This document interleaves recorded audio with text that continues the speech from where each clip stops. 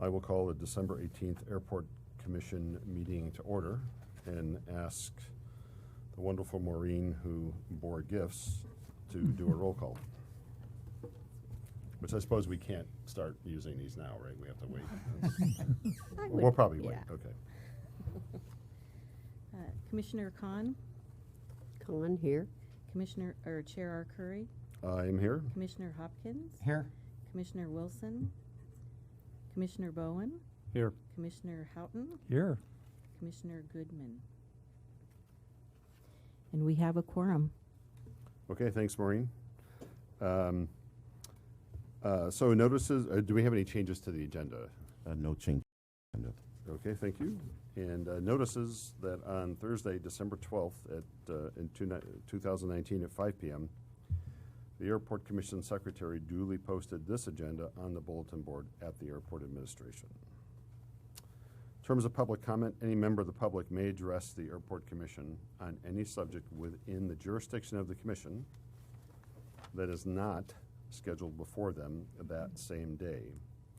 The total amount of time for public comments will be 15 minutes, and no individual speaker may speak for more than 3 minutes. And then before the two items on the agenda, we'll also allow comments that are directly related to those items. So we actually have two speaker slips for items that are not on the agenda. So I'm going to go ahead and dispatch those now. And I would just ask that by iPhone time, 3 minutes. So at about 2 minutes and 45 seconds, I'll kind of look at you with the, please kind of try to wrap it up. I won't be impolite, but at 3 minutes, you definitely need to wrap it up. So the first one is by super duper jet pilot Max Rosenberg on a solution to noise abatement. Electric airplanes. No. Okay. So with 3 minutes, I made 10 copies, 5 for you guys. That's what it's done, 5 for you guys. So essentially, I've talked to Karen a little bit about this. Been flying here since '85. I think I have an idea. It might be a good way to solve some of the noise issues. Because many times I'm downtown and you look up and you see a 737 go by and they've got it all wrong. So part of it is the oblique way the airplanes approach the airport is about a 40-degree offset from the runway. And I think if we made that closer to perpendicular and set a waypoint offshore, the planes would approach from offshore and it'd have a better way of seeing where runway 25 is. It could also be used for runway 33, but this is just the first version for 25. So it has a west approach and an east approach. And I just summarized it, scope it out, love to help out. And then the final item that I'd like to just mention, it'd be nice if we got VASIs or approach slip indicators for runway 33 many times at night. When I come back, I land on runway 33. It's a little tricky without any vertical guidance. It'd be nice to have vertical guidance, TAPI, VASI, and even better, runway end identifier lights, those big flashing white lights. Because at night, like tonight, there's no wind. There's no reason why the planes can't come from offshore and just land on 3-3. The little airplanes, even the jets, turboprops. That's all. Okay. So I put my contact information at the bottom. Reach out. I'd love to help out. Thanks, Max. Thank you. And solutions are greatly appreciated with details. Next, Mr. Malone. Hello, you've probably seen me up here before. I'm the commander of the local Civil Air Patrol Squadron, and I thought I'd give you an update on where we are today. So in October, we moved from the administration building to the Easy Lift facility. It's about half as big, but we moved around, got rid of a lot of old equipment, and we're in there, and we're operating the best we can. There's no lights outside, so we notified the airport to work on that. And we have a broken lock that we're working on. We've notified the airport too. There's no bathroom in the facility, but we have been using the Easy Lift facility when they are open. Our HF antenna is not up, and today I worked with Aaron, and he showed me the FAA site to actually apply for greater than 20 feet. So next week I'll be back to talk to you some more to see if we got approval for that. Our VHF radio, we've been using our handheld radio. We don't have the tower up, but we'll work in that direction to put the HF and the VHF together. We don't have a lease for the Easy Lift facility yet, but I did talk to Deanna today, and we're looking to get something in January. So at least for our temporary facility, so we have something on paper. We did reserve the visitor center on Wednesday nights, so we used the visitor center a couple times for some of our meetings. It looks like now that the back room of the visitor center, which we were hoping to get at some time, and it looks like that's off limits for us leasing because somebody else is using that right now. And then a long-term lease at the airport for a permanent location, that's still a big TBD. So we know we are temporarily for the next 12 months. And through all this, the cadets, we've gone mobile. The National sent us laptops. We're doing our Cyber Patriot program, and they're still working in the top 10% of the nation, even through all our move and everything else. Thank you for allowing me to speak. If there's any questions, let me know. Thank you, Mr. Malone. Okay, that is all the speaker slips I have on items not on the agenda. So we'll move on. Do we have, to liaison reports, do we have Council Member Jason Dominguez, a reasonable facsimile thereof, or a replacement? No. Doesn't look like we do. And how about the Goleta liaison council member? Doesn't look like we have them either. Okay. So we'll move on to item number 4, the director's report. Good evening, Commissioners. Tonight marks our final Airport Commission meeting for calendar year 2019. It seems like the year has flown by. We're pleased to announce that we will end this year having had a record year in many respects for the airport, and our outlook for 2020 is positive. On the commercial side, we're predicting record passenger numbers for this year, record flights, and record destinations, all huge benefits for our community. December also marks the beginning of our budget preparation season. We have already begun the work of evaluating our needs and projecting revenues for 2020. This year's budget process will be extremely challenging in spite of our successes because we simply have more needs than revenues to cover them. We will manage this process and will be coming before you in a few months for approval of our proposed budget for 2020. And then finally, I'd like to thank you for your time, your commitment, and your dedication to the Commission. This past year has tackled a number of tough issues facing the airport. Next year will come with even more challenges, but I'm confident we're well positioned to handle them. We're putting the finishing touches on the Airport Commission calendar for 2020, and we should have that out to you very shortly. Thank you. All right, thanks, Henry. Any questions from the airport commissioners on the director's report?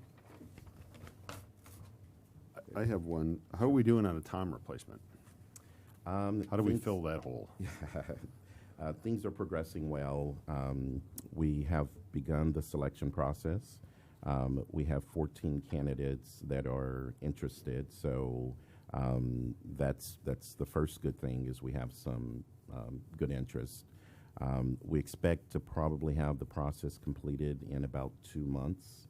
I'm going to be optimistic because the hiring within the city is challenging at times. So, but probably within about 2 months, we should have someone on board. Awesome. That's a tough set of shoes to fill. Absolutely. For sure. Okay. Thanks, Henry. We have 2 items on a consent calendar that I'd like to get through together. Item 5, the minutes, a recommendation that the Airport Commission waive the reading and approve the minutes of the commission meeting of Wednesday, November 20th, 2019, and that item number 6, the property management report, November 2019, recommendation that the Airport Commission receive the monthly airport property management report. So can I get a motion? So move on both items. Second. All in favor? Aye. Opposed? Okay, that dispatches that. And then on to the highlight of the evening. I think you have 2 two administrative reports to present. I'll, since I have the latitude, I'll do the one speaker slip I have in item 7, Vince, at the end of that report. So please proceed with the commercial service activity timeline and process administrative report. Thank you, Chairman Arcuri. Before we present our report, I just have a few comments on item number 7 on tonight's agenda. This is a continuation of the discussion towards resolving the matter related to commercial service activity on the airport. I want there to be no confusion about what we're working on. At the November Airport Commission meeting, staff presented to this body a viable solution to address this compliance issue. That solution made clear the direction we're moving in and the intent to address the matter. We're now defining the details of this important policy change. Tonight, staff will present to you an overview of the process and timeline to meet the objective. Our presentation is designed to demonstrate to you that we have listened to feedback and we are being very responsive but responsible in how we approach this issue.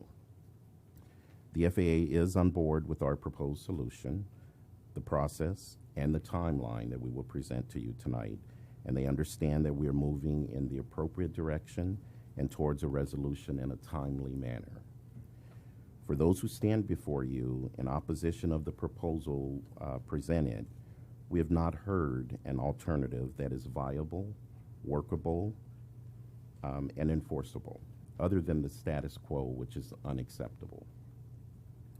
While there is no vote required of you tonight, staff anticipates this item before the commission in April for a final vote before taking it to City Council for approval. Because this is an issue related to our compliance with federal obligations, we are required to take it to City Council. Thank you. Go ahead. All right, good evening, Commissioners. Hope all is well. Pleased to present an update for you on the process and estimated timeline for what we anticipate.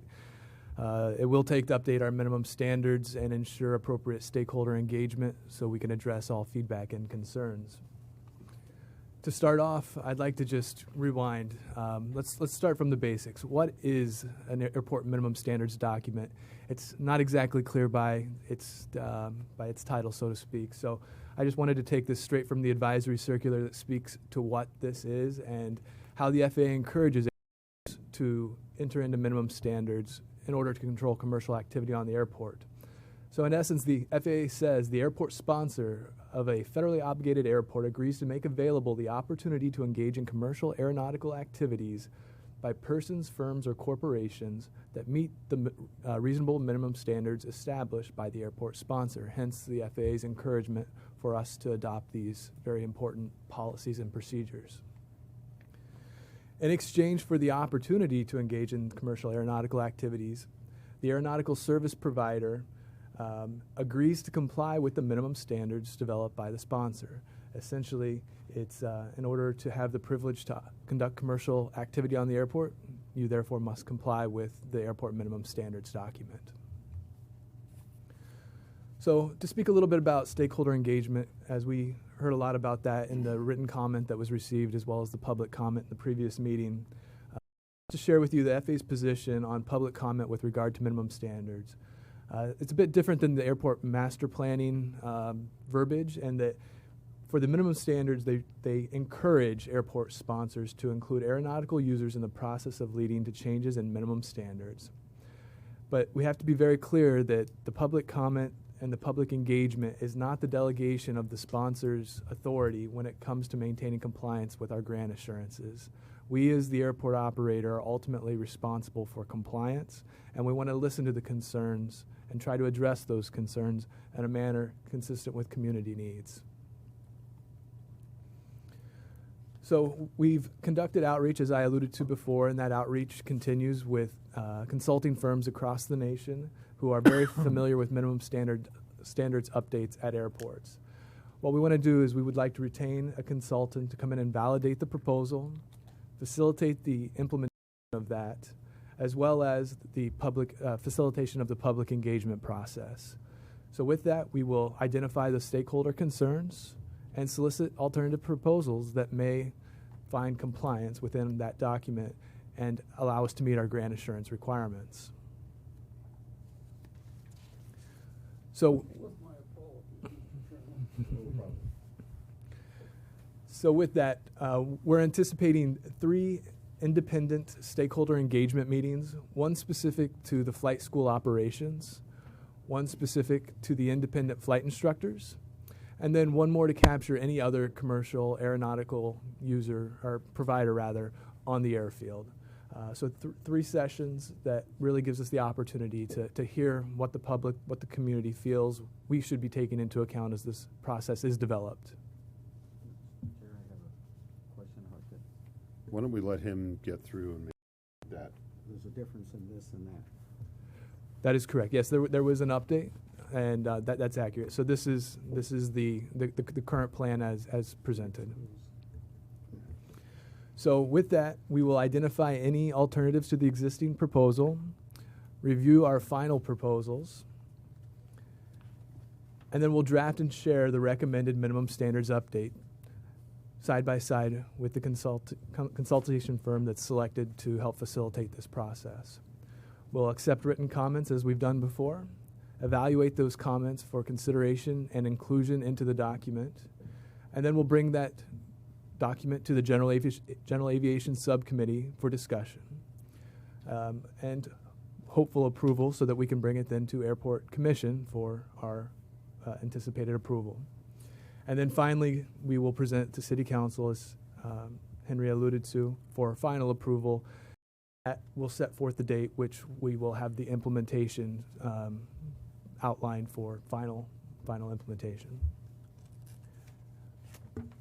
So just to share a little bit on the timeline, we've already engaged the consultant to a degree. However, I believe we'll be able to finalize any professional service agreements for the selected consultant during the month of January after we return from the holidays, followed by stakeholder meetings that will commence in February. We'll have a draft minimum standards update for you in March, and then ultimately come forth for approval to the Commission again in April, as Henry alluded to. And then we anticipate being ready to go to City Council for approval in May with a July 1st, 2020 implementation to those changes.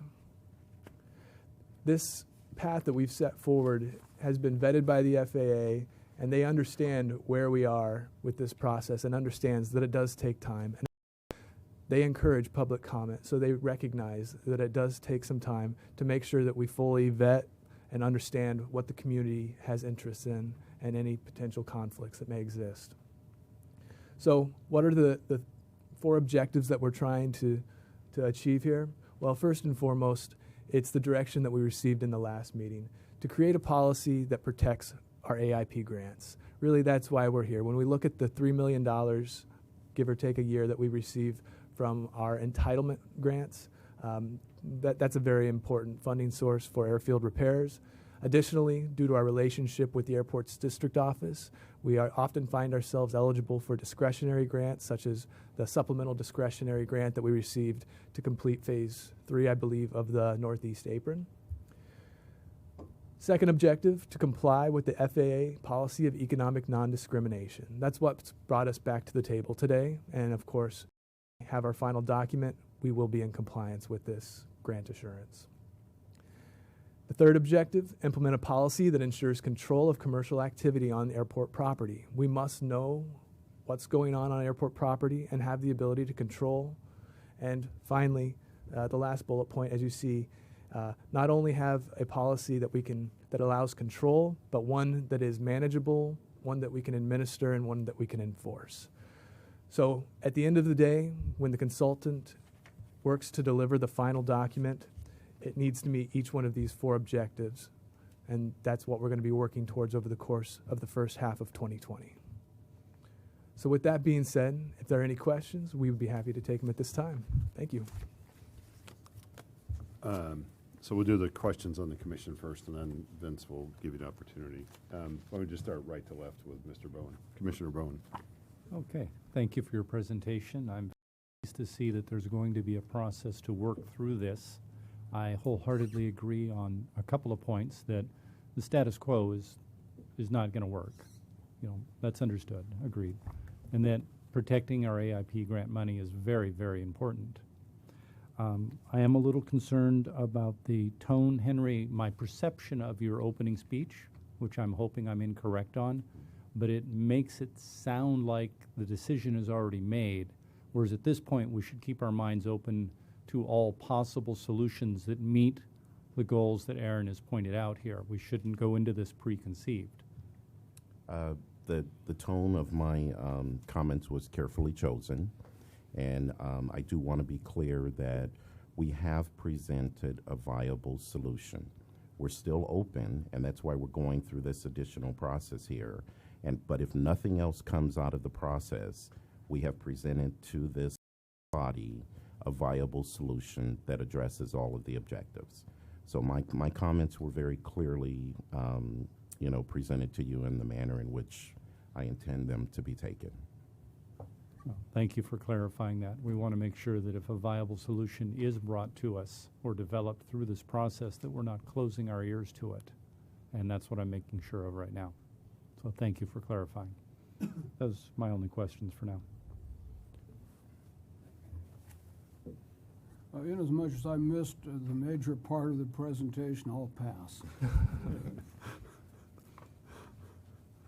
And I will pass to Craig until I have further input, which I'm happy to be put back at the end. Okay. Some questions, and I guess one thing I'll clarify, and I say this with respect to all of the airport commissioners.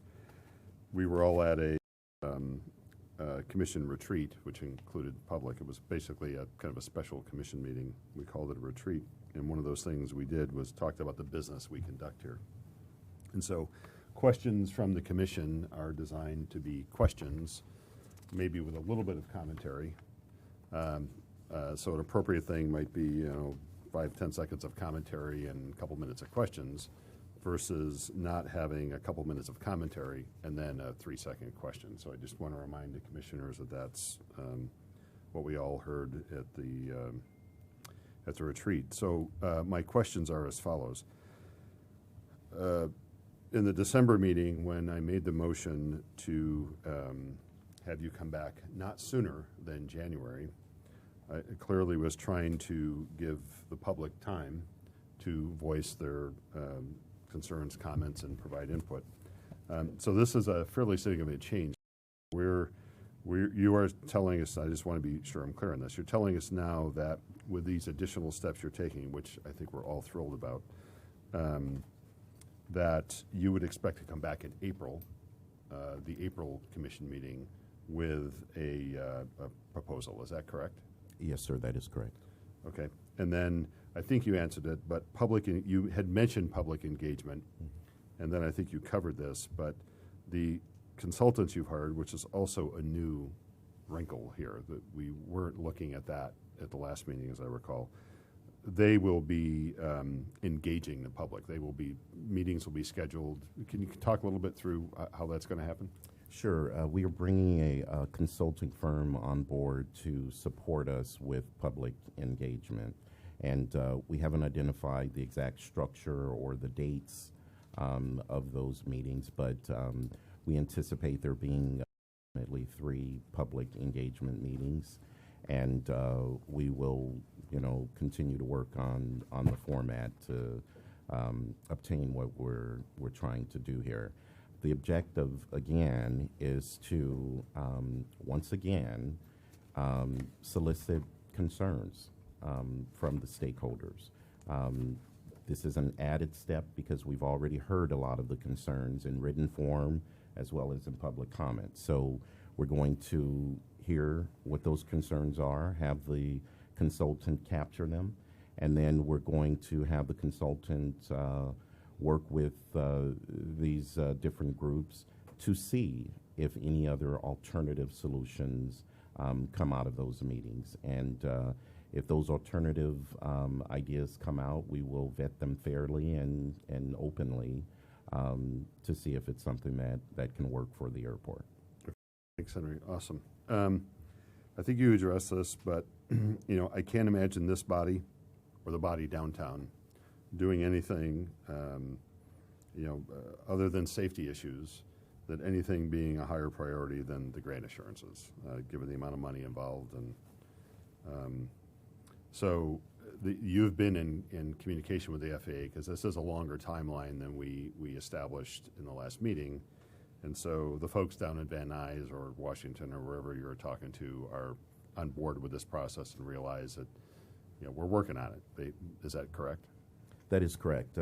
We've had extensive discussions with them throughout this process, and since, you know, our last commission meeting as well. And we've shared with them the process, we've shared with them the timeline, and we've shared with them the proposed solution that we've presented to you. And FAA staff is fully on board the direction in which we are moving. Terrific. So they're not standing there with the funding switch about to shut it off. No, they're not. Okay. You know, again, they understand the work that's required, and the timeline that we presented is appropriate. Okay, awesome. And then, are we still planning on a full-time position for enforcement of minimum standards, among other things? Yes, that is something that we will attempt to address in our 2020 budget. Does attempt to address mean if we can't find room, we won't hire that person, or we're just going to find a way to make the room to hire a person? It's solely dependent upon the budget and whether or not we're able to fit it in. So there's a number of angles that we're looking at right now to be able to fund that. Okay. That is all the questions I have. Passing it down the line. I'm looking at the page, the stakeholder engagements, and what I copied down after, I guess, the change was the engagements would be flight schools, independent flight instruction, and other. Is that correct? That's correct. Now, do I take that to mean there will be 3 separate meetings, one to address issues about flight schools, one to address issues about independent, and one to discuss the detailers, the mechanics, the caterers, the limo drivers, et cetera? Is that what falls into other, and is that how you're breaking it down? So it could, in theory, be whomever would be affected by whatever category they most closely relate to, both in their operation out on the airfield for commercial purposes, would probably be the most applicable venue for that individual to attend. So other being, to your question, the washers, through the fence mechanics, folks of that nature. Correct. Okay. And Excuse me, I think you'd be specifically asking, though, are there going to be 3 meetings? Yes. 3 separate meetings? 3 separate meetings is the intention. And who will, for instance, the Flying Club one, or no, you've got that scratched out, the independent flight instructors or any of these, who will be invited to these meetings, who will be able to participate in them? That has to be determined as we engage the consultant. They provide direction, and we'll work with them to ascertain exactly who the best groups are. This was kind of an initial discussion that we've had, kind of shaping the path that we've established, but there's still more details to come as to how and who will be invited to which meeting. And, and let me just clarify, on that. Again, the intent here is to provide an opportunity for additional public engagement. And so what we've outlined for you is 3 meetings that addresses the 3 key stakeholder groups. That's not to say that someone can't attend any of them, because the objective will be the same in each of those meetings, and that is to identify concerns and to identify any alternative solutions. So as I stipulated, we're still working out exactly what these meetings will look like and when we'll be holding them. But again, the intent is to open up the discussion. Because in a sense, it's interesting, the one group more or less not listed was pilots. And so I would assume that the pilots, here on the field would be invited to all 3 of these, because all 3 of them affect pilots. Would that be a reasonable assumption? I think just say that's what I just communicated, that, there'll be 3 meetings, and so those are just key stakeholder groups. Pilots can certainly attend any of the 3, meetings, or they can go to the other meeting, whatever is appropriate. Okay, because I think pilots are affected by all 3 of these, all 3 stakeholder groups. Do we know who the consultant is yet? No, we don't. Okay, and then an issue that was brought up at the previous meetings and that I'd like to bring up again is the notification. I think we need to do better at notifications. Since the last meeting, I've received several phone calls from people who said, pilots, based on the field, at least one of them based on leasing space from the city directly, not through the FBO, said, what was all this meeting about? I didn't know anything about it. I didn't even know there was going to be a meeting. And they were all very upset. So. And I'm sorry, are you referring to the November meeting? Yes, Okay. yes, the November meeting. The thing is, most pilots, and I think the next presentation shows 150 airplanes based here, so I figure that means probably more than that in the number of pilots. Most of them don't subscribe to the city's announcement of airport commission meetings because, frankly, 99% of the time, it doesn't directly affect them. So what I would like to see the consultant or the staff do is to generate a notification list, probably via email, of, to the best of your ability, every pilot on the field. Now, I believe that the airport has email addresses for every T-hangers and everybody on the tie-downs. And I know that Signature has emails for all of theirs, and I'm sure that Atlantic does. If you were to send out a notification to all of your pilot tenants and ask the 2 FBOs to send it to their pilot tenants, plus sending that same thing obviously to the flight schools, the flying clubs, etc., we wouldn't have this issue that was brought up last time and has come up between meetings of, I didn't know about it. So I think I'll help phrase that into a question, which is, how do you intend to notify the stakeholders, the universe of stakeholders? How do you intend to notify them? Thank you. You're welcome. So again, in the November meeting, we had an existing list of individuals who had specific interest in this issue because, again, this has been going on for 3 years. And we did send the notification out, I believe, to that entire population of folks. And I don't know how many folks are on the list, Mo, do you know? Yeah, so anyone who was notified the previous time we had this discussion, we notified them. Plus any other email addresses that we had, we attached it to it as well. So would it be correct, would you be open to some venue for people to send in, hey, I want to be on it? Absolutely. How would those people communicate that? In what manner and to whom would they communicate it? Contact the airport. Mo will be happy to, take the information. Sounds like you're the Stuckey. Mhm. Okay. I would like to strongly urge the airport to be more proactive and go out and notify all of our pilot tenants that this is happening, rather than have the word of mouth spread as the primary means of communication. That it would be a day's worth of staff time to generate that list and send out an email to everybody. So I would like to strongly encourage you to do that. That assumes we have the resources, and your comment is noted.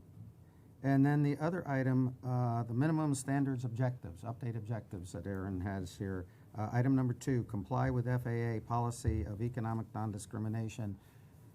And although I'm sure you mean it, it might not be hurt to add, and all others.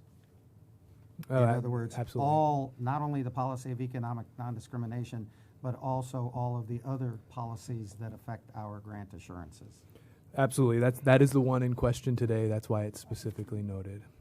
That, yes, but I think it is very important to realize that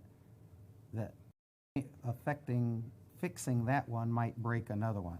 We have to be careful not to fix one problem and create another problem. So I think part of our goal should be to ensure that when we're finished, we meet all of them. I might also turn that into a question, which is, in your communications with the FAA, is it correct that you are keeping them completely abreast of changes you are thinking of making, and are you keeping them abreast? Yes, we are. We're in constant communication with the FAA on this issue and other issues. And part of our responsibility is to ensure that we are in compliance with all regulations, all grant assurances. So we're very focused on doing that. And just out of curiosity, the FAA is the Van Nuys FSDO or Washington or some So- other part of the FAA? So we work with many different organizations within the FAA. The organization specific to this issue is the Airport District Office out of Los Angeles. Okay. And that's, just for my own curiosity, that's a separate organization from the FSDO and Yes, Van Nuys yes it is. that we all Mhm. love? Cool. Thank you. Finished. My only comment is you've done a great job. You've backed us off from the edge of the cliff from last month, and you basically have given us 5 more months to work through this properly. Always concerned about the extra costs here. And you share with us what you think your budget's going to be for this consultant? We're not sure yet because we haven't finalized the consultant or the scope of the agreement. We're planning on doing that within the next few weeks, but there is significant added cost. And, I'll, speak frank and in that I do not believe that it's necessary, but I want to make this as easy as possible for you guys to be able to make an informed decision. So we will deal with the budget ramifications that come with this, we'll share with you the cost as we figure out better what that's going to look like. Thank you. And we'll go maybe one more round. Commissioner Bowen, Commissioner Wilson, Commissioner Khan. Yes, I was just going to point out that given the scope, the original issue had certain stakeholders of concern. Now I think it's been opened up to many more people that, given that the proposed scope of the project is so much larger, so that I'd like to see, as Carl was suggesting, that the larger number of stakeholders be addressed and know about it, because all of a sudden people who thought, well, I don't have anything to do with economic activity at the airport, now they are affected because indeed we've brought in other issues that weren't originally part of, do I have to be a flying school or not, or how does that work? So I'd like to see all the pilots notified as well. Understand. Anybody else on the commission? Okay, we have one speaker slip on this subject. Vince, do you have another speaker slip? Why don't you hand that to Maureen? Maureen, if you would get that to me. Is that on this item? Yeah. Okay. So we'll get to you after Vince, and Vince, let me get AT&T ready here. Okay, go ahead, Vince. Well, thank you for the opportunity of speaking. Always. I've been flying out of this airport for somewhat over 50 years, so I have some opinions. Lift your mic up. Oh, okay. Yeah, I do have a problem in not speaking loud enough, and so I appreciate somebody pointing that out if I go too faint. I've appreciated the comments or the introduction that we've had so far to this meeting.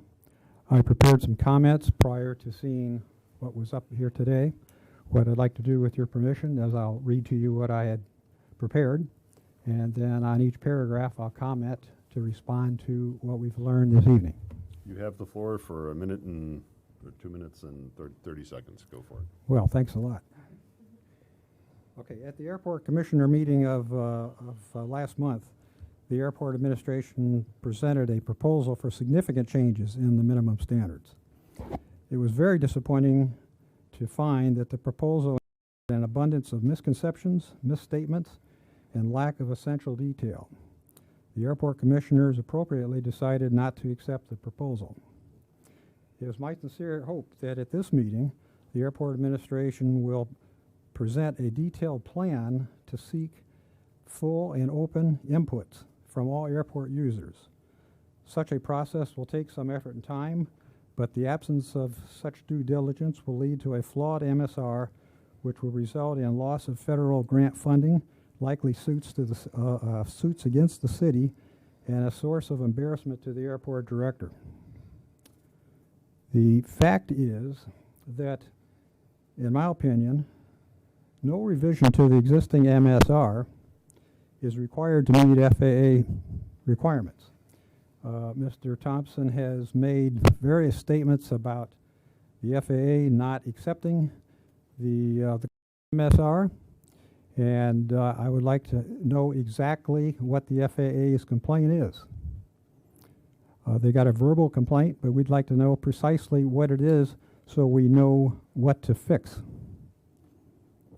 The airport's desire for more regulation requiring additional staff and the cost to implement this, which would be no benefit to the airport users, and it does nothing to enhance the FAA compliance. In fact, the proposal lowers compliance and increases the likelihood of compliance challenges.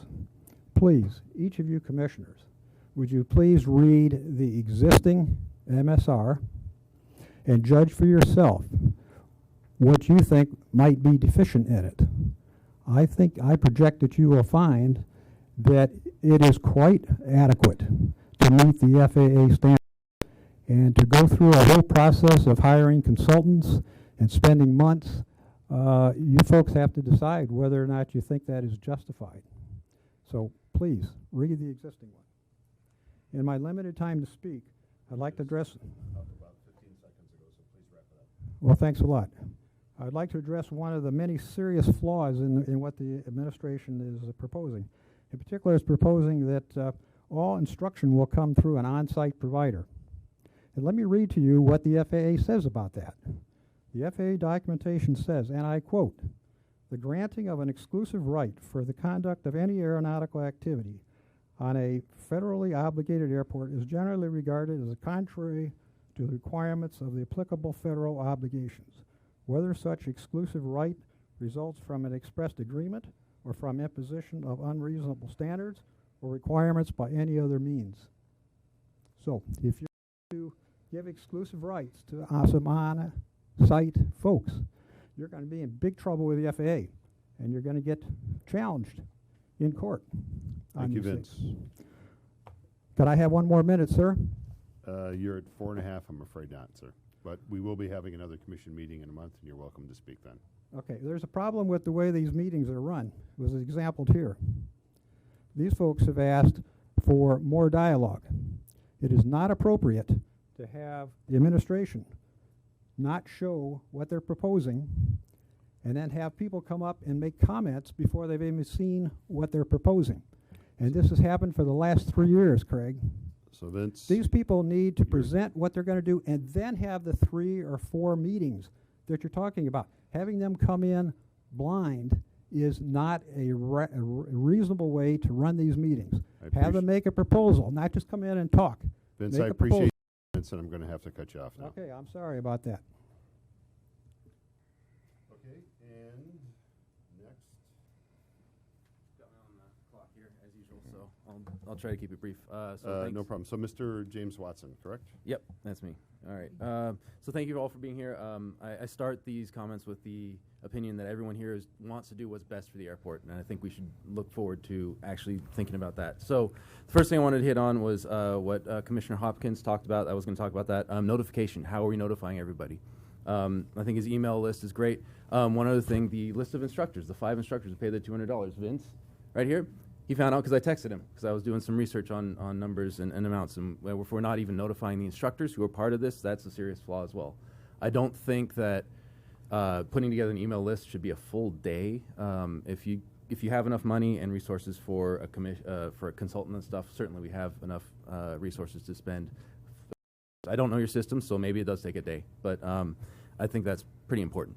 Notification, second point about notification is what are we notifying? So most of the notifications before this are somewhat vague, the outline of what you want to do, but we don't see the meat. To Vince's point, we don't see the meat of the thing until we're already here.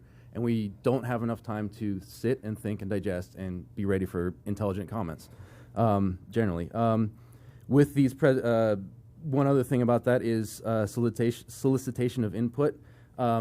It seems like you're either asking us to provide review after the fact or provide a full separate solution instead of inviting us to be part of the process. I know you have those meetings, those stakeholder meetings, but it's still not clear to me how the affected users are actually going to be part of the process, or are you just gathering concerns and then deciding whether they have any merit, or are you actually involving the stakeholders in the process of developing the new solution?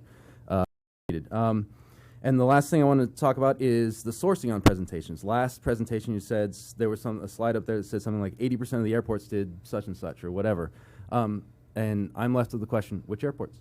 How many did you ask? Were there 5 airports and you found 4 that were out of that did the thing? Or I mean, because we've been doing some research out here on our own, and we're finding a lot of MSRs that say this applies to all these commercial all these commercial operators, except independent flight instructors are specifically excluded from these MSRs for several airports. Paso Robles. I know there's John Wayne down there that allows independent mechanics and independent instructors and stuff like that. And I don't know the full scope of these things, but I don't have time. It's not really my job.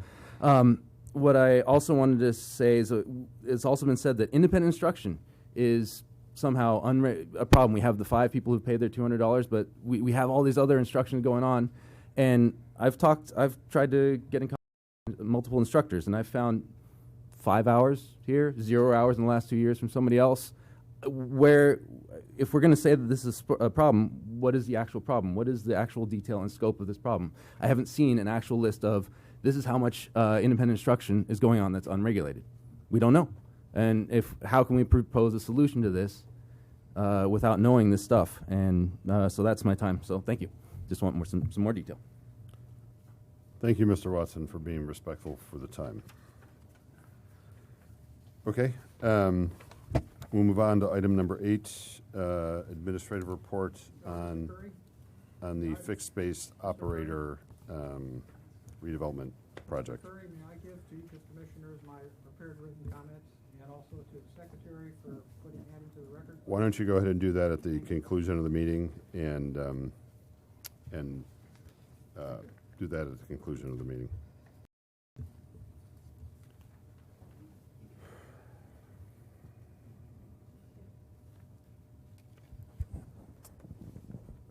All right. Good evening, Mr. Chair and Airport Commission. Andrew Brand, Airport Planner. I think we're all familiar. I'm going to begin sort of a 2-part presentation with Ms. Zackerson on the fixed space operator redevelopment project, which is a master plan vision project that, of course, has this circuitous path forward that you see before you. But the overall summary of this presentation is that airport staff is preparing a reduced size fixed base operator leasehold concept for at least an initial phase in order to respond to actual as well as forecasted general aviation demand. The purpose is to have a layout that represents an intelligent phasing so that we do not overbuild for what our needs are. So I'll go quickly over. I'm so sorry to interrupt you. Mo, can we reposition that so Yeah. that folks in the audience can see that? So Well, continue while she going. repositions. Sure. Yeah. So I'm going to go over our aviation forecasts, which of course is everyone's favorite topic. We got a lot of tables and charts and numbers, but many of you may recall, we prepared a aviation forecast as part of the airport master plan process that was completed in 2012, and it included data up to the year 2011. It was included some intentionally aggressive forecasting where there were sort of margins and tolerances. The Master Plan Advisory Committee had a preference for choosing the higher end in those forecasts, largely in response to an expectation be an economic recovery from the recession, which of course we've since seen. The projected growth rate that the Airport Master Plan Advisory Committee settled on was 2.1% for commercial aviation and 1.4% for general aviation.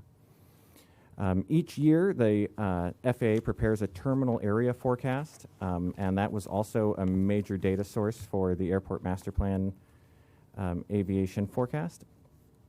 The terminal area forecast, or TAF, is broken up by different categories of aviation and is also intended to be used for public airport planning purposes as well as for private business purposes. If you're looking to enter or expand in the commercial aviation sector, you'd kind of like to know what the industry trends are, and so the FAA is trying to provide a data source there.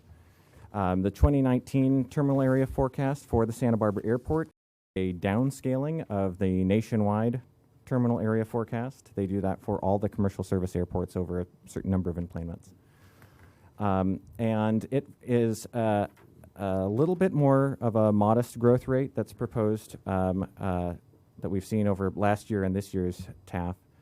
1.7% for commercial aviation, but a significant reduction over what we'd previously been using for planning purposes at 0.6% for itinerant GA and essentially flat for local GA operations, 0.07%. And then I've sort of graphed these data points along with our actual data that we've collected over the past decade, or decade and a half perhaps. As you can see, these projections are never precise, but they're sometimes accurate, right? They're presenting a trend line, but not necessarily a detailed projection of what will actually occur. So we tend to have these sort of sawtooth operations. Enplanements at Santa Barbara Airport they trend quite closely with national enplanements. When we had a decline nationwide, there was a decline here. So Santa Barbara's special in many ways, but not in terms of enplanement growth rates. We're really normal. But as you can see, I kind of am committing a falsehood here because I've labeled actual for 2019, but I still don't technically have December's data yet. We're only halfway through that month. But we expect that at the end of the year, we would have about 500,000 enplanements. That would be 1 million passengers per year, because enplanements are boardings. You assume a similar number of getting off planes as well. So you see the terminal area forecast and the airport master plan projection are both relatively and they actually intersect at one point, but they're of course not perfect. But it's basically the federal government saying you can stay the course there. General aviation forecast is a little bit different. It's broken into two parts. Itinerant GA operations had a significant decline over the previous decade and then have remained relatively flat over the current decade. We expect in both cases, both in 2012 and then again in this year, that we would see modest growth throughout, but it's not as significant of a growth rate as originally projected in the airport master plan. And then local operations, similarly, major fluctuations from, the actual operations don't fit my projected lines quite as neatly as I would like. Principal mover of local operations is training, flight schools, and independent flight instruction. The more that you have of that, you have more operations because they involve a lot more touch and goes. There's a higher frequency of utilization of the runways. And so I should point out, just in case anyone doesn't know, operation is defined as a takeoff or landing. So we measure, for commercial aviation, we measure ticketed passengers that are boarding aircraft. For all other aviation, we measure takeoffs and landings. That's just, they're sort of separate, but that's how we track them. So I have spared you a number of tables and just got down to the baseline. The general aviation demand that we're looking at through the year 2032 is the outermost horizon in the airport master plan, so that's what we're using for planning purposes. We that we still have a hangar deficiency for general aviation, although we were looking at a need to just about double our general aviation hangar space. We are still looking at a need to increase available hangar square footage. However, we remain to have ample apron space. Part of the reason that our apron might feel constrained is because we have a lot of spillover from what ought to be hangared aircraft being tied down on the apron. So we have, long-term tie-down tenants where you would ordinarily want to see your local population have a higher percentage of hangar utilization. So to parse all that down, the need for significantly less hangar space means that there's significantly less FBO leasehold space. And although it would still involve a substantial redevelopment of those pink parcels, two 11-acre parcels would be adequate to meet that demand, both currently and through the year 2032. The airport's proposing to retain in the airport master plan the larger expansion of the fixed base operator space south of Taxiway Charlie, Taxiway C, as a potential phase 2, but that is not currently supported by the aviation forecast, so we wouldn't be pursuing that in the near term. The reason for this change in approach is to apply smart growth principles. The airport master plan is identified as a demand-based document. It's sort of the opposite of the field of dreams. If they come, we'll build it, not the other way around. It provides an opportunity for future expansion should, as we've seen, demand deviate substantially from what's forecasted. It also allows an opportunity to explore realignment of Taxiway Charlie, which is there are a number of safety benefits to changing its configuration that we can explore. That's not included in the master plan. That would be its own process, but this opens a window for exploring that. And so that sort of leads us to Ms. Zackerson's portion of the presentation. She will be talking about the process for preparing the FBO RFP.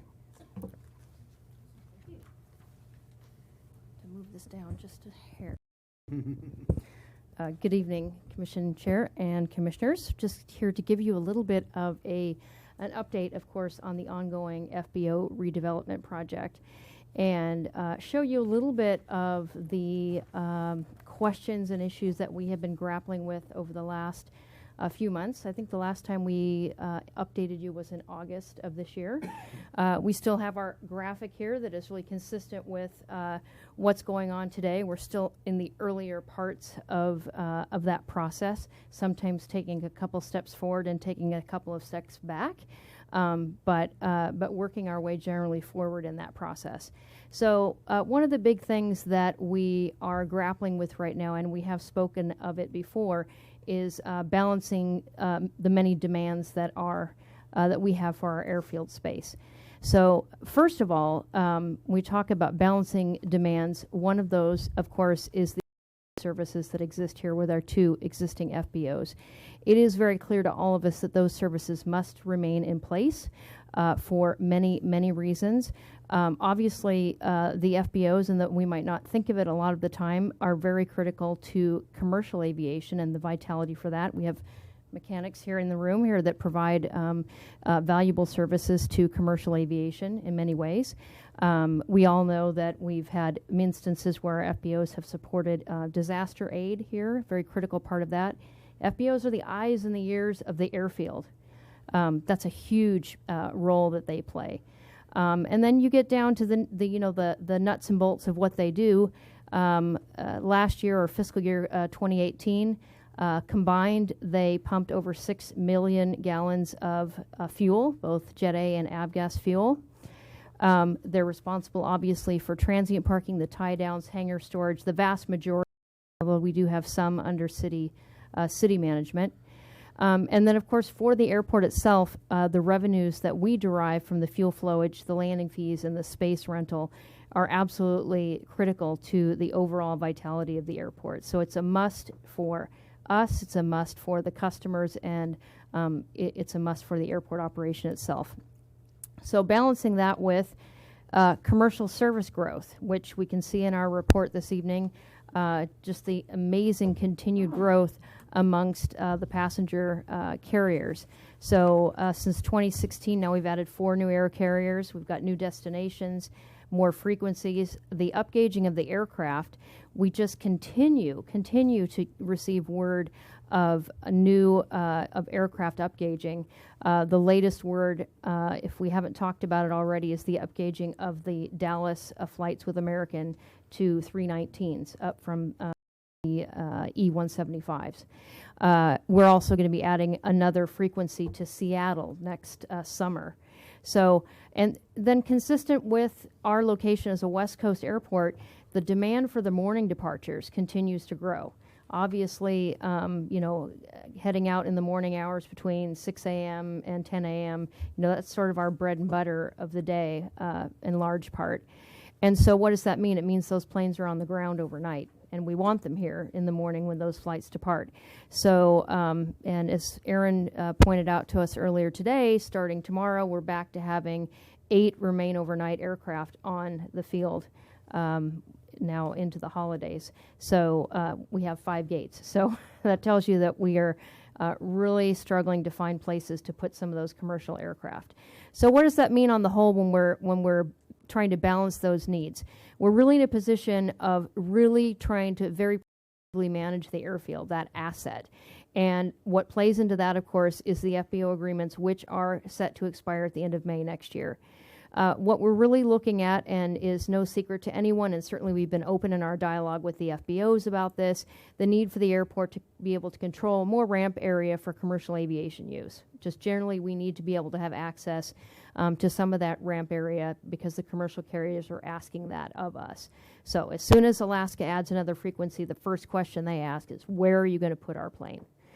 So, so looking at that, and then also looking at the total property portfolio of the FBOs, and looking at the various types of properties they have, the various uses they have, and really determining, is that a core piece that the FBO should manage moving forward, or is that something that the airport perhaps should manage moving forward? Being very open-minded about that.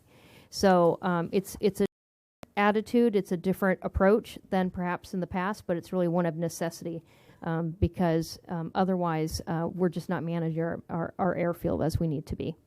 So what that means, as we have been working and talking with the FBOs about what to do, we have we've all dialed into the idea that we need to be open-minded to reallocating space. It's just a reality, and they understand it just as much as we do.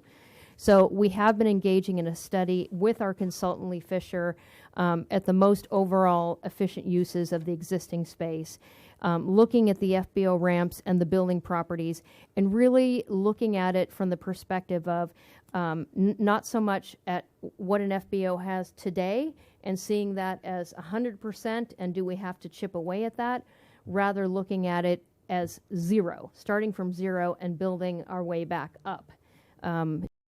An appropriate mix between each FBO in the interim phase and then what the airport's going to manage in the interim phase. So this is all talking about just this phase before the RFP and just getting us through this next operational phase. So now a key part of that, as we've talked about before, are interim leases. I think we've touched on that the existing leases are very antiquated. Most of them, I think, as Mr. Long would know, we have, a restated, amended, second amendment to the restated lease, and they're just not best in industry, which is what we ultimately, of course, want to have for our long-term leases. The way we get there is trying to model a lease, even in the short term, that is more up to date. So we're working with that with Lee Fisher, our consultant. They're fabulous at it, since they work with FBOs all over the country.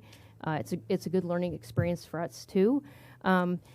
part of the new agreement structure is a more transparent rate structure, both for the FBOs and for us, because we found in instances, for example, where we need to reclaim space from an FBO, we've had trouble figuring out how to deduct their, how much they're giving back and what they're paying for it, because the rate structure really hasn't been all that clear. So we're fixing that. And then, of course, the flexibility to accommodate. We've been pretty good about that, even in the past leases, but making sure that we have some flexibility as conditions change, as we know that they will. So our next steps, really, we're sort of in a two-pronged phase right now. One is the interim phase, which is getting the lease agreements in place for the expiration next year, and then the overall development piece. So those are running concurrently. With the overall redevelopment piece, we're really starting to plan now for the community outreach. So there's going to be a lot of community outreach here now. Plenty of community. If you want a meeting, there's going to be plenty of them on different subjects. So the community outreach plan, what we are proposing, the draft plan that we have been working on at this point, is 4 outreach meetings with different types of stakeholders. And obviously haven't gotten to the part where we are determining how we're going to let people know and how people get notified, but we'll obviously get to that piece of it. But businesses and folks that use FBOs, we would like to get feedback from the incumbent FBOs as well as potential bidders as to what they see the major positives are for Santa Barbara and what some of the risk factors as they see them. What could possibly make us less attractive as a location for an FBO. City of Goleta is very important to us. Obviously, we've made commitments that we will involve them in our development, and we do intend to do that. And then, of course, the general public, which gives us an opportunity to educate about the future of general aviation. For a lot of people, general aviation can be a bit of a mystery. When you try to explain, I can't tell you how many reporters I've had to explain what an FBO is, and give a little lecture on that before they Google it. So anyway, so as we are moving forward, we talk in our process here about charrettes. We probably won't use that term just because a charrettes is more of an architectural type of a term. Here we really want to focus on what services, what kinds of facilities are needed by the folks that use them, and so on. So we also want to get some input on the process moving forward before we kick into high gear with the RFP and what folks think a successful outcome will be. I do want to mention, as we said last month, we are losing a staff member, Lynn Houston, who is our key marketing person here. Her last day is actually Thursday. But we do have help who's going to be working with me, and she's sitting right behind me, Angie. This is Angie Dowse. Say hi. All right, there she is. She's going to be working with us now on a part-time basis. She's on a part-time hourly basis moving forward until we have a permanent replacement for Lynn. And Angie's got great public involvement experience from the Carpinteria Chamber of Commerce, the Cancer Society, and also from a different point of view. So has some aviation chops as well. So we are looking forward to that. So, and then it comes to the interim lease milestones. We are completing that space review, probably a more detailed space review than we've ever done before, literally gone out and confirmed measurements on buildings and conditions and things like that. There will inevitably be some relocations that will be necessary. We need to determine what the scope of that's going to be, negotiate obviously the terms with the FBOs, and there will be a transparent approval process, obviously, for those new leases before they take place. So there's a lot to do in a pretty short period of time. We are keeping our eye on the ball for the end of May, and we won't take our eye off that date, but we recognize that it's going to be a big challenge for us to try to meet that. So we appreciate your support in the interim. So if you have any questions, happy to take those. So why don't we do the same thing and just start from the right with Commissioner Bowen? First off, thank you for all your hard work on this. I see this as the real most important issue at this airport, and pulling this off is going to be very difficult. My question, and I've been chided appropriately so to keep this to questions, is, we've had a master plan, and I'm looking for changes from that. So we've had a change on the size that we're talking about doing. Have there been other changes to the master plan or proposed changes to the master plan? I don't believe that there have been, as far as our anticipations of the facilities and services that the FBOs will provide. I do want to mention, of course, that the location of the current High Sierra restaurant is still undetermined. It's not an occupied building, but it's still leased, so it is still technically not part of the FBO redevelopment until some future date. We don't know if that's how that will turn out. So we still have that we issue. still have that. Yes. Oh, joy. And then as far as communications with our existing FBOs, we have the leases running out. Have we given them their new rates yet, or is that still TBD? Well, that's what we're working on. Like I said, the rate structure that we had in the past for the FBOs was difficult for us to, typically we would look at rate for land or ramp space, and we would look at leasing building space. It wasn't done that way in the past, and so now we're trying to determine a methodology, basically a blended type of a rate still that accounts for different building conditions. It would just be too difficult for us to try to look at each individual building and try to establish a rate structure, but yet still have something that if we need to dissect it at some later point in time, we know what we've done. So we are working on that. That's one step in the process, and we're very close to that, actually. I think right after the holidays, we'll have a good idea of what we'll be able to propose to them. I don't envy you the efforts you've got to put in to make this happen. It's going to be a big one. Thank you for answering my questions. I'm a little unclear about the long-range thinking for the reserved FBO property south of Taxiway Charlie.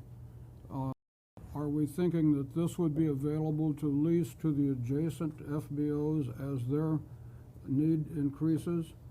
Because if we're thinking of bringing in another FBO, that would certainly seem like an awkward place for it. Right. No, actually, those parcels would be reserved for future development. So it's a phased development. In other words, the phase one, what dollars they would actually have to commit to development up front, with the potential that if growth warranted it, that development into that additional 11 acres on each parcel could potentially take place.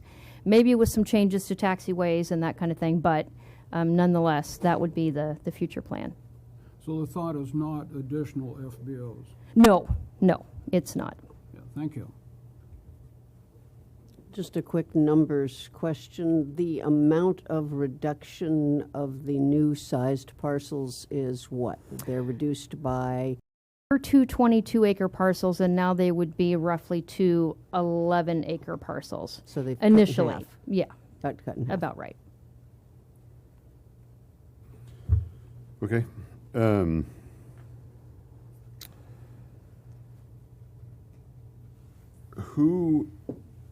Max's proposal, which I was looking at, this is kind of on point, but on the noise thing. So Max's proposal is interesting. There's some thought put into it. I don't know if he's still here. There's some thought put into it. And as we see the numbers going up, I'm sure there are folks both here and there and here and that aren't here that are seeing other numbers go up in terms of noise. How do we, can you take that information and what will you do with it? What will you do with Max or anybody's proposal to try to mitigate issues? We will absolutely take a look at it. Haven't had that opportunity yet. But the airport noise work plan already includes a project to take a look at chartered visual approaches. And we have had some engagement with the airlines and with the FAA specifically on this issue. So we'll see how this marries with what the work we're already doing and that project that's on the list. Thanks. It's just a follow-up. Is there any process, if there's a member of the public that has particularly strong skills in an area that's not a member of the commission or the staff that wants to volunteer some time to help, not so much in a political sense, but really rolling up the sleeves and saying, well, I flew this, I measured that, I did this, and it meets all these things. Is there a way to accommodate or is there a way to accommodate that? Absolutely. I mean, they would just simply need to reach out to us, and we're open, to accepting help wherever we can. So you'll take all the get free it. help you can get? Absolutely. Okay. The new gate, is that operational yet? I saw part of it sitting on a semi at the end of 3-3. That's the new jet bridge at Gate 3. I mean the new jet bridge, rather. The work is completed on it. I believe we're conducting training, and it should be up and operating by Friday, I believe. Yeah. Awesome. Maybe you said this earlier, Deanna. Do we have a WAG on, obviously the new lease, the new temporary leases will have to start somewhere around May or June, or there'd have to be another little extension. Do we have a WAG on how long those leases will go? I mean, we're not likely to put a shovel in the ground on the new FBO development Right. anytime soon. So, as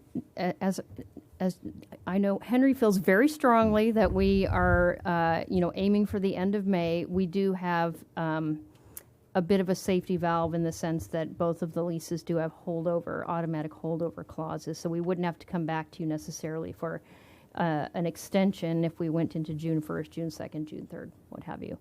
So, so that we do have that in place. And the second part of your question, if you remind me. The question was, do we have a thought on how long those new leases will be? So, the real question there is if there is going to be any necessary investment on the part of either one of the FBOs.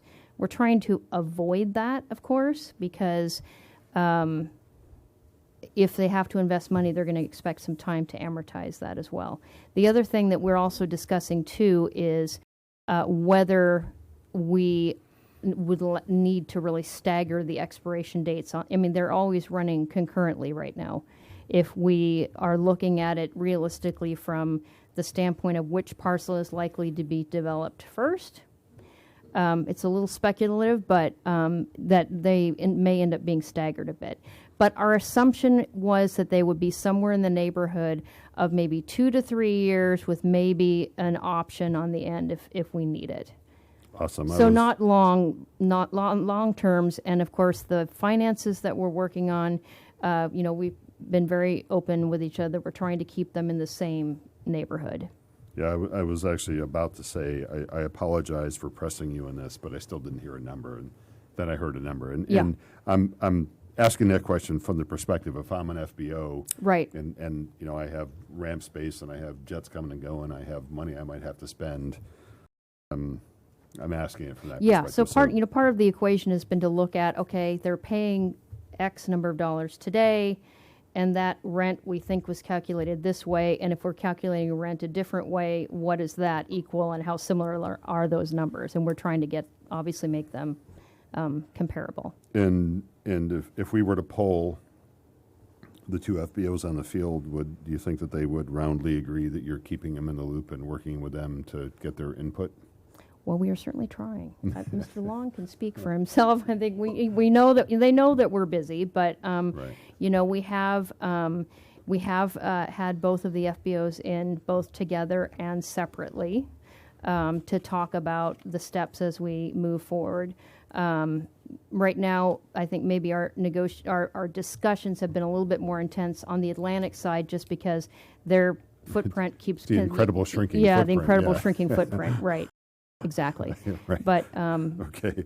And again, I don't mean to put you on the spot, but okay. And then so Lynn Houston's retirement, we're going to miss her, and I just the question is, we're not losing all these people because they don't like the new director or they don't like Santa Barbara.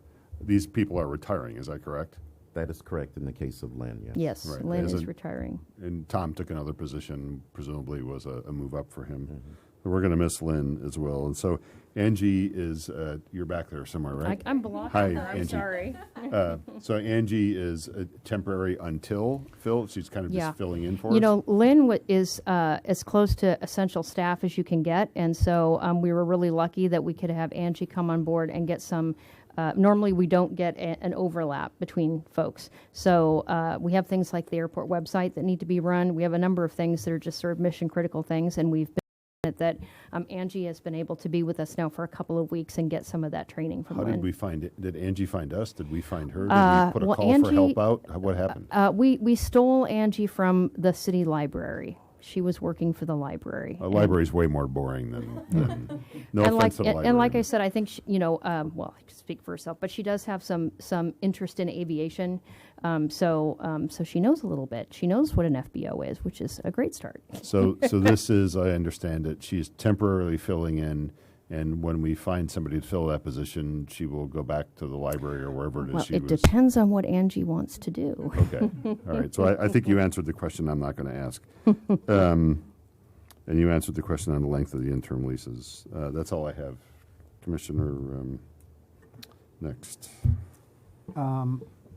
Looking at the first page of the PowerPoint with the reduced size,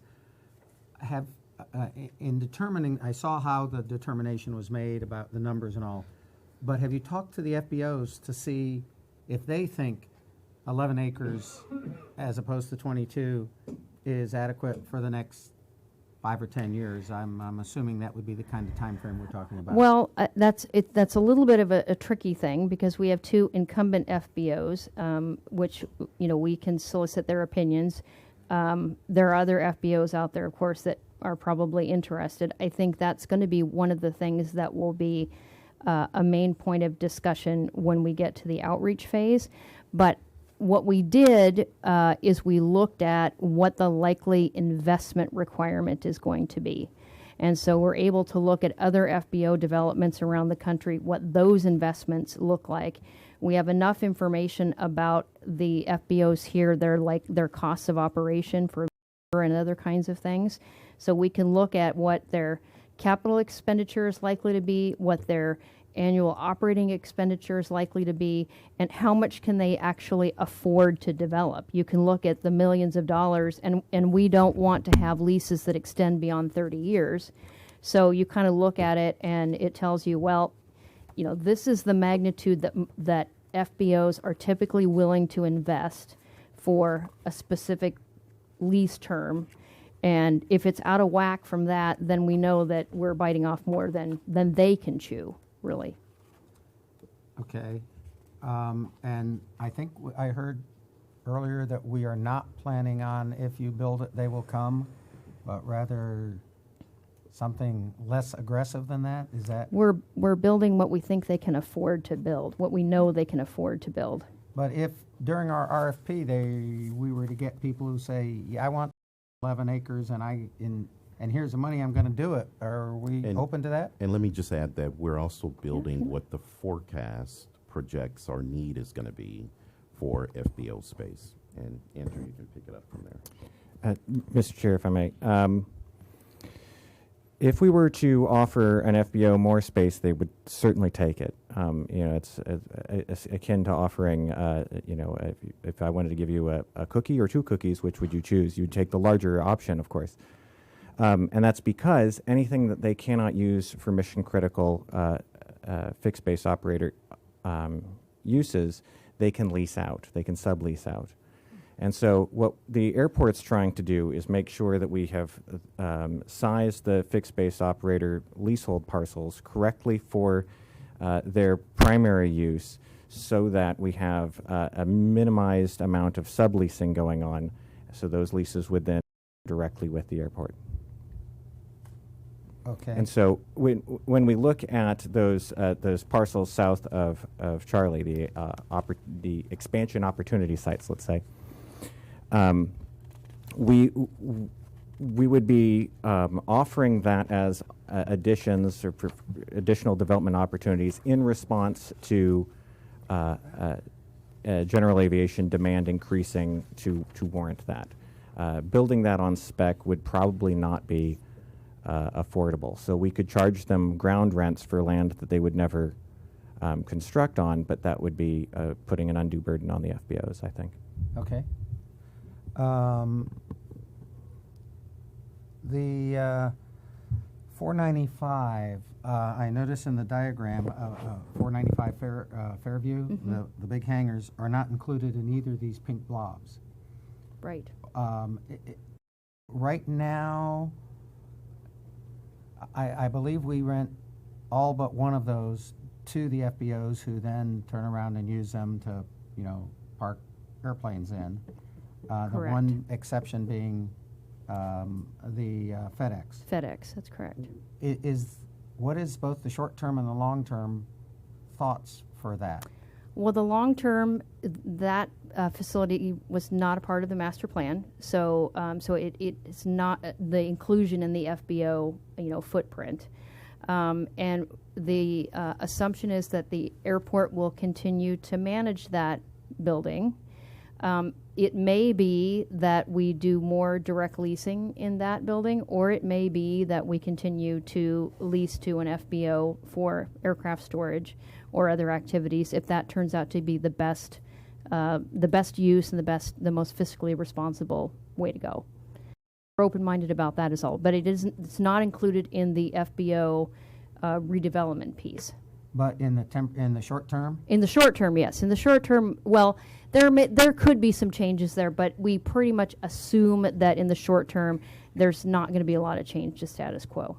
The current leases, the current lease with FedEx is not affected by this. Is Not that correct? affected by it, no. And the leases for that, as well as hangars 1 and 2 and the Nexus hangar or whatever that's called, all of that ends in May also, and is therefore part of the short term. Right. So the Nexus hangar is currently part of Signature's master lease. The hangars at 495 South Fairview, those are separate leases, but they do happen to be concurrent with the other FBO leases. So they on are May. expiring at the same time. So all of that will be coming back in the temporary or the short term. Depending, of course, if an FBO continues to lease a particular hangar, yes. But if there's changes, then it could be different. Something that was said, I think, in the agenda part of the report, and maybe I'm completely misreading it, but it implied to me that the airport might be taking over some of the things that are currently handled by FBOs, like, for example, leasing out a hangar directly, or leasing out T hangars directly. What is the plan? Well, I think that we're more often talking about uses such as office space. Frankly, if we're looking at where an FBO may be subleasing, they have some office space and they're subleasing it to another tenant. I mean, we lease office space, so that's not necessarily. There's not a lot of that, but in instances where we kind of look at it and say, okay, is that something that an FBO needs to manage, or can we do that? Okay. I was very disappointed in looking at that chart at the number of locally based aircraft, which is at, well, not an all-time low maybe, but a long-time low. What's the airport doing or planning to do to try to reverse that, to try to get that number back up? Well, I'm not necessarily sure from the standpoint of what we do here. I mean, we have obviously tie-down space, we have T-hangar space. We try to make those types of facilities as affordable as possible. You can get a tie-down here for $124 a month, so we think that's a pretty good deal. I think it's more than competitive with the FBOs. But the levers that an airport has necessarily to try to reverse that, it's a very complicated issue, and I don't think that we necessarily have, the magic bullet for that. And I'll just add that is also a national trend that we're seeing, that type of a reduction. And there's a lot of discussion about how to encourage growth and participation in general aviation, and we're definitely open to being a part of that discussion. Because it's important for the industry. So we're going to continue to participate where we can to grow general aviation. I certainly would support that. I think that's very, very important. Let me go through my notes here. Could you explain I don't recall any reconfiguration of Taxiway Charlie being discussed prior to tonight, excepting that where Charlie meets 7, there was a 90-degree turn instead of an angle. Well, I think you could discuss that. Aaron can talk about that as well, either one. Go ahead, Andrew. Mr. Chair, Commissioner Hopkins, you're right. That's not in the airport master plan. That would be an airport master plan update if we were to pursue that. I just offered to point out that Charlie is a non-standard geometry, and we would have an opportunity to orient it either along, say parallel to hotel, or perhaps if we wanted to expand the FBOs but only a portion, then you could move Charlie further south. We would need to explore that in a master plan update. But by developing the FBO locations in phases rather than, all 46 acres in one big go, you have the opportunity, the time, and the resources to explore alternative geometry.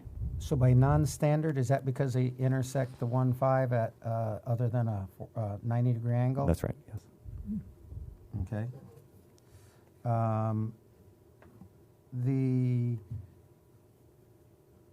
In the long term, or I sort of asked this, but in the long term that we're looking at, what is the idea? Here you've got the two big pink blobs, and you've said that 495 you'll decide sort of what to do. What about west of 1.5 right? So those would not be included in the FBO leaseholds. Those would still be developed pursuant to the airport master plan. So we have some relatively modest projects, some new lease development sites, as well as increased T hangar I was space. thinking of hangars 1, 2, and the Nexus hangar. Mm-hmm.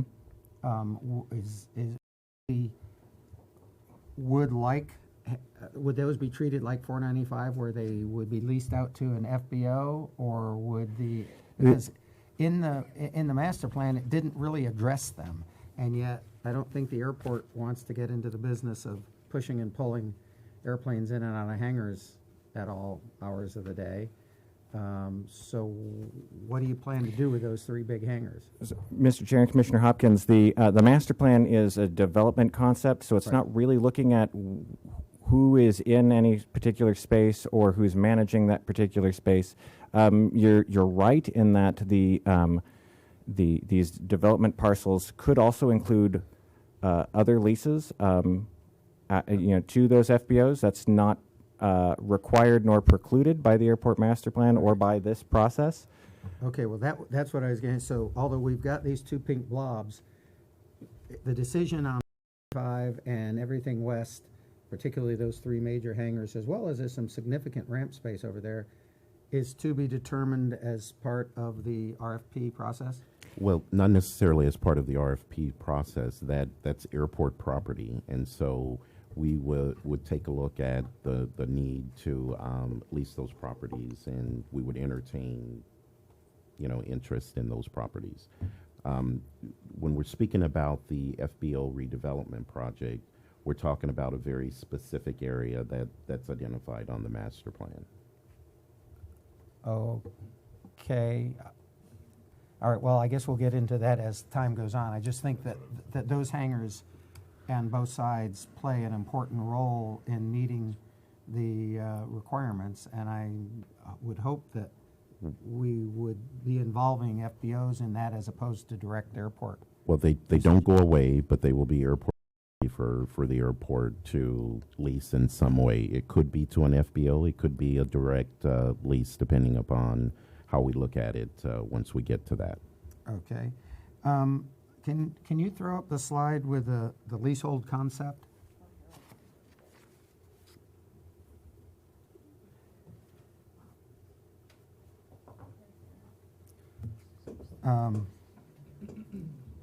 What is the non-pink spot in the middle of the pink spots? That little cutout. Is that the restaurant? Is that a landing Mr. strip? Chair and Commissioner Hopkins, I believe you're referring to the restaurant across the parking lot from us. That's carved out there on the north central portion of the Yes, that's carve right. out is the restaurant. That's right. And the reason that was not included in the FBO locations at the time of the airport master plan is because the the lease for restaurant extends Right.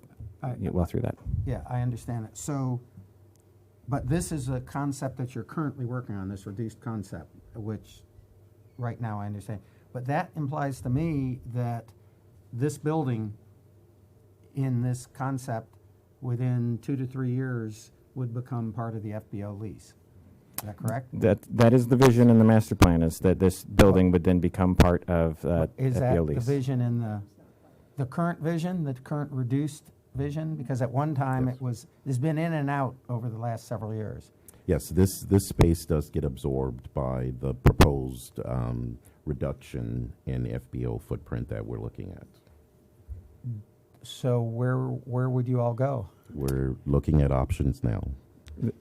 The airport master plan identified a few locations that would be suitable for airport administration to be relocated. Okay. Carl, F-67, is that carve out on the left side parcel? Is that the match? Oh, 267. 267, what Oh, is- that's hangar 3. No, it's not. No? 267 in crosshatch there? Mr. Chair and Commissioners Collin and Hopkins, that is Squadron Hangar 3 is identified as building 267 in the quitclaim deed, which is why we've labeled the buildings by their building number. And But Squadron Hangar 3 would be another, probably the more common name. Hangar 3 is what's plastered on the side of the building when we're. And you have that explicitly identified that way because In the master plan, we included that as an optional hangar to be included in the FBO redevelopment site. The reason that we would want to have some flexibility with that specific hangar is demolition was not permissible because it's identified as a historic resource. Right. I think that's it. Okay, my turn, and then we get to wrap up, right? Great work, Andrew and Deanna. I'm just curious. I've heard the number as many as 6 FBOs could bid on coming to Santa Barbara. What's a scenario where you would want to consider a third FBO? Is it something that could be reorganized to attract a third with a very compelling bid? Well,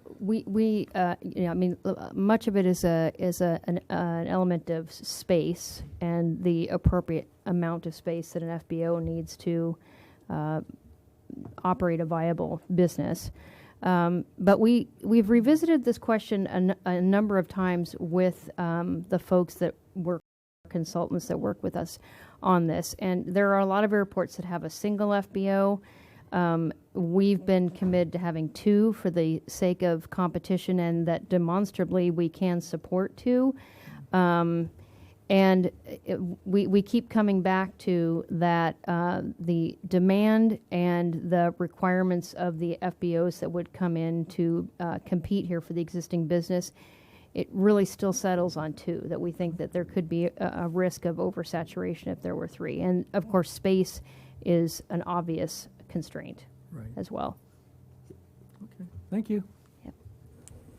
Alrighty, I want to thank my fellow commission members. For shortening the statements and lengthening the questions. I appreciate that. And we appreciate the public input and having the public here. The next airport commission meets the third Wednesday of each month. The next one will be January 15th, 2020.